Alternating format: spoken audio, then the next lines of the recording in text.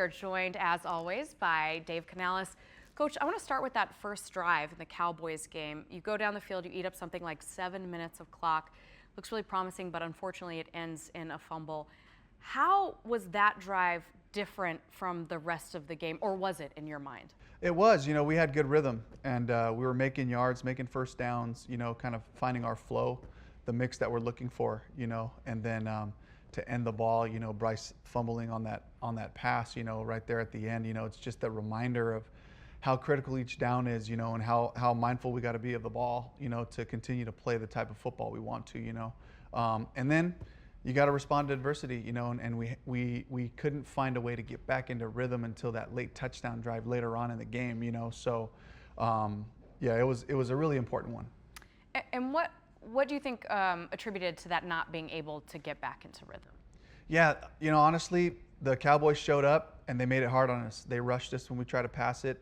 Our run game was okay, but then they found some solutions and got a couple of negative runs out of us that put us into some bad spots. And then, I think in terms of just the number of drives we had, penalties, we put ourselves behind the sticks a couple of times. And then when you're in those second and longs, known pass, when you're in third and longs, you make it challenging on yourself as an offense. And so that was kind of the story of the day.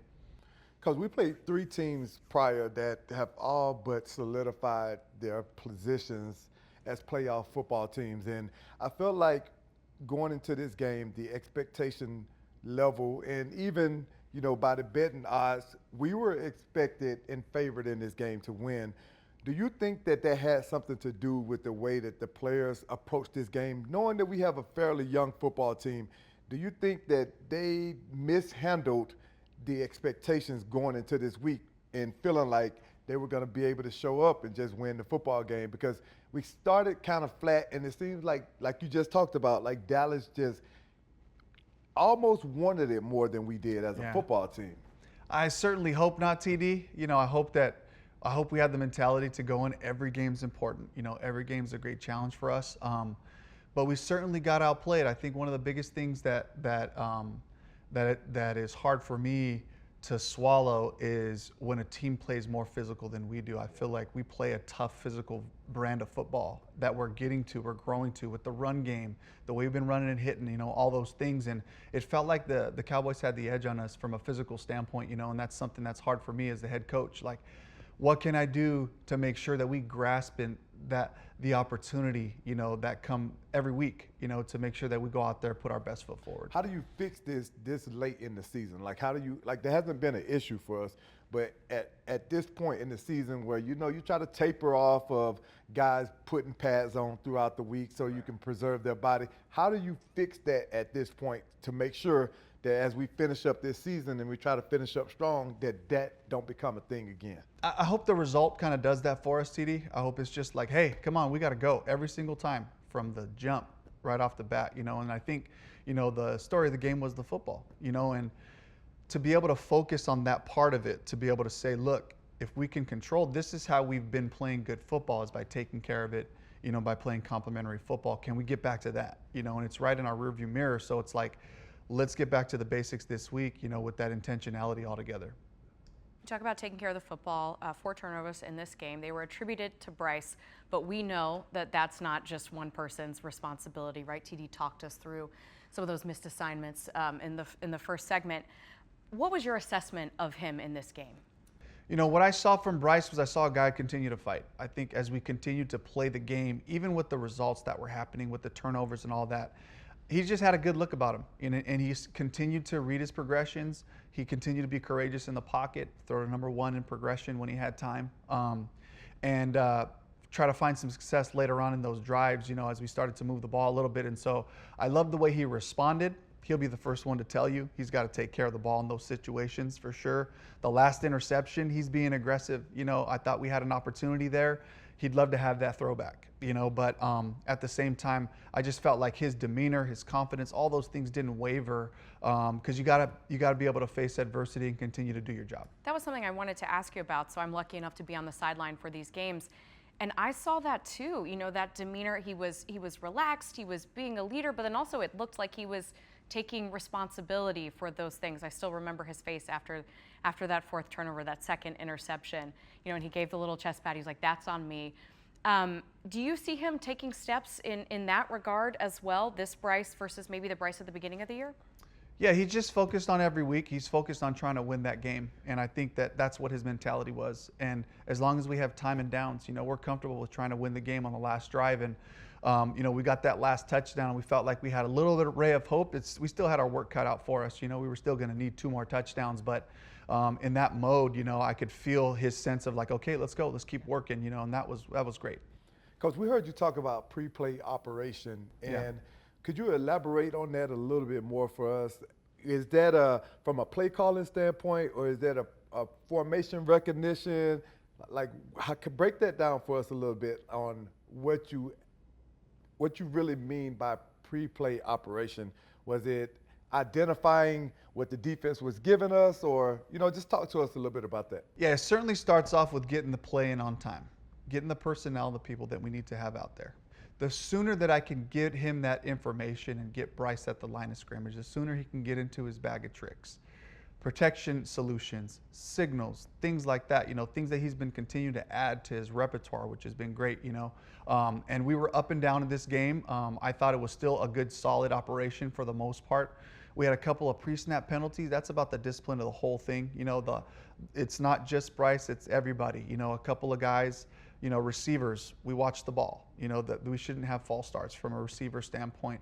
The tackles, we know we're going to make calls and do all that stuff, so we got to make sure, the center, we're all on the same page. But it's all of us collectively. It's Bryce included, and he's the one driving that part of it in practice, and like you said, when we get into this mode later in the season where you don't get as many live reps, that's where even in a walkthrough mode, breaking the huddle, being intentional with it, making sure we're pushing the tempo, all that stuff is really critical for the whole group. We can't walk out the huddle. We got to sprint out and get set and try to replicate as much as you can before the snap, because we know the rest of this thing's going to be half speed. You mentioned some of those pre-snap penalties. I want to ask you about the offensive line. Gave up 6 sacks in this game, and that is a unit that has been such a strength for this team.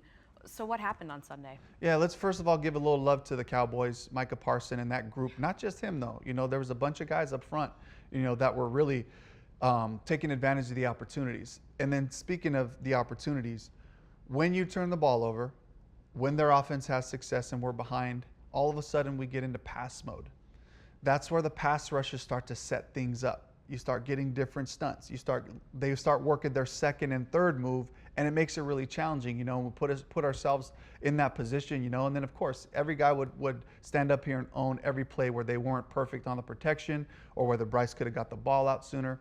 I had one where I got the play in too late. We couldn't check the protection like I know he could. So it's all of us, taking our part to make sure that we're clean operation before the ball snapped, because that leads to great finish. Coach, you talked about the offensive line and some of the struggles that they have, but overall in the trenches, offense and defensive line, I feel like we just came up short as a football team.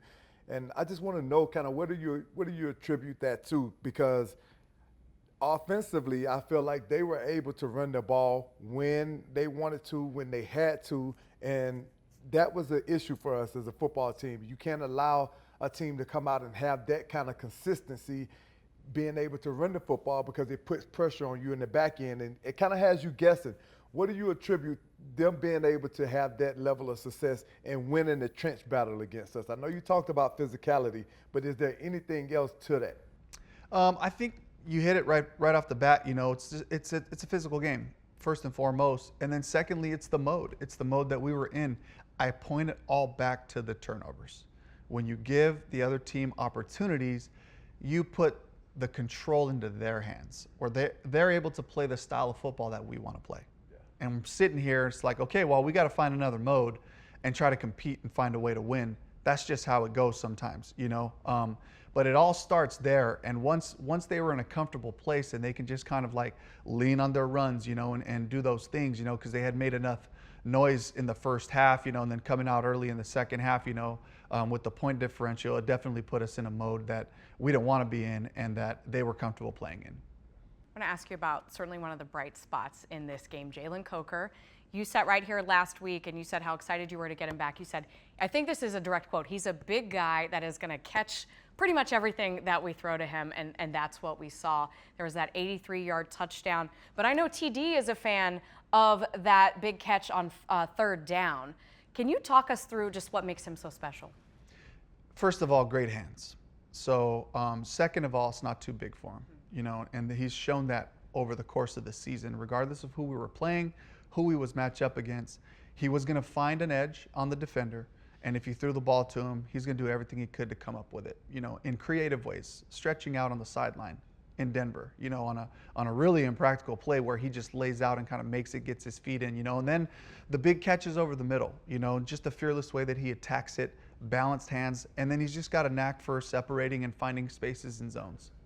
Coach, I want to go back real quick because go back to this game on Sunday, and we had a play that happened with Xavier Woods, and he was penalized for a 15-yard penalty for a hit that he had on one of Dallas's receivers. And as the game went on, we had a play, to me, that looked even a little bit more egregious than what we saw from Xavier with Kendricks when he hit one of our guys. I think it may have been, there was nothing called. There was some inconsistencies with that. And I had the opportunity to speak to the competition committee yesterday, and I brought that up, and I talked about that.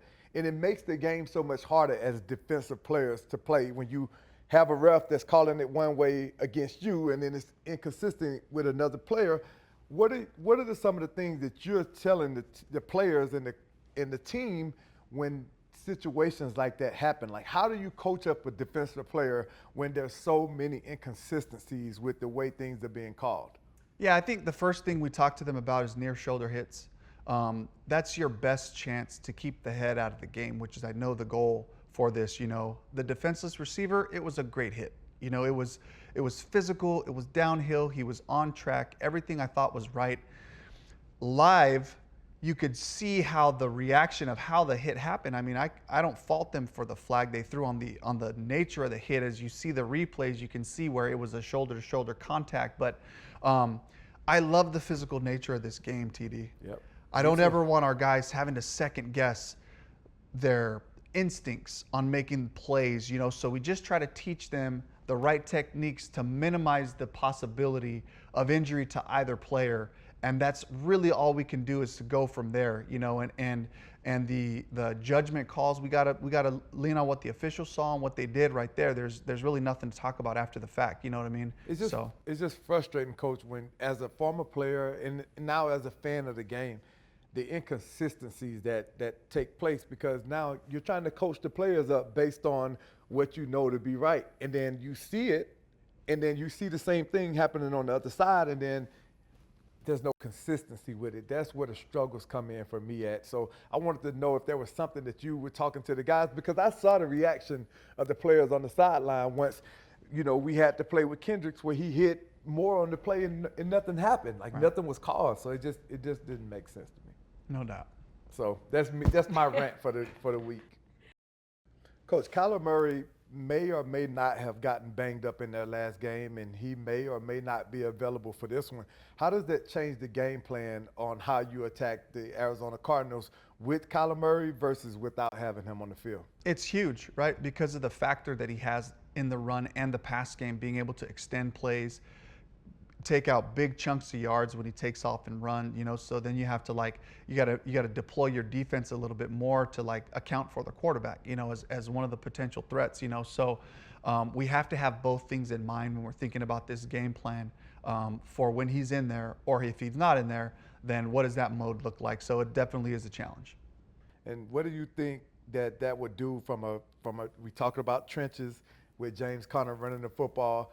How do you what is the game plan on us attacking him and stopping him from having the same kind of success that Rico Dowdle was able to put up against us? Yeah, he's a downhill runner. He's physical, runs behind his pads.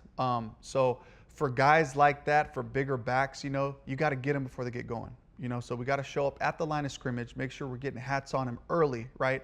Team tackling, owning your leverage, right? One guy on the inside, one guy on the outside, keeping the cup. Everybody else coming to cap off, you know, so that it heightens the awareness that way, whether Kyler's in or not. We know that they're going to run James Conner in that group because that's something that they've, you know, tried to do throughout the season. I'm going to talk to you about the defense. What can we expect from a Jonathan Gannon defense? What are they going to show you? They have a really versatile group in the secondary. So you got Buda Baker, you got Thompson, you got Williams, 21, and they're all interchangeable in that they can kind of play nickel and safety, all of them. They're all pretty good blitzers. So there's a lot of flexibility that they can do on any down, really. It's first, second, and especially on third down. They have a really diverse front. So they got a couple of edge players that can also move inside and rush as like a 3 technique. And they can also stand those guys up and kind of use some different walk around spinner looks. It's stuff that we've been working through, but he certainly is not going to sit back and just play 4 down fronts and just kind of vanilla defense. You know, he's gonna use and deploy those safeties differently. He's going to use those fronts to try to confuse you and pressure. And that's where we got to be able to be balanced. We have to be able to find our run game so that they can have to bring somebody down and we can gather a little bit more information. Coach, just kind of elaborate a little bit more for us on Buda Baker. Like, what makes this kid special? What makes him the guy that they rely so much on defensively? First of all, it's his character. He's a leader. He plays with everything he has, every play, exactly the way that you would hope your players would play, with reckless abandon. And that's part of it. The other part is he's really intelligent. He's been in different schemes. I've seen him used a bunch of different ways. He's always talking and he's always available. And I think one of the things that makes him special is as a blitzer, he's really like a running back without the ball. He sees seams available and then he shoots gaps, whether it's versus the run or whether it's in a pass rush type of situation. He just knows how to play off his rushers and find a void. And he's a sure tackler, you know. So combine all those things, and he's a really cool weapon and tool that I think Coach Gannon's doing a great job of utilizing that skill set. Finally, Coach, last home game of the season. It's hard to believe that. Can you tell me what it has meant to you to be out on this field as a first-time head coach? Absolutely. I think, you know, in my heart of hearts, it starts with the men in that locker room, the coaches that work so hard every day to try to put our guys in the best position possible. And from the beginning, it's about putting out a product of football that we can be proud of. And I'm proud of the progress. I'm proud of the steps we've made. And my high hope is that we can finish playing our style of football. Great effort, great enthusiasm, controlled enthusiasm between the whistles, great toughness, playing smart, and great finish. And above all, take care of that ball, because that's what's allowed us to play our best football this year.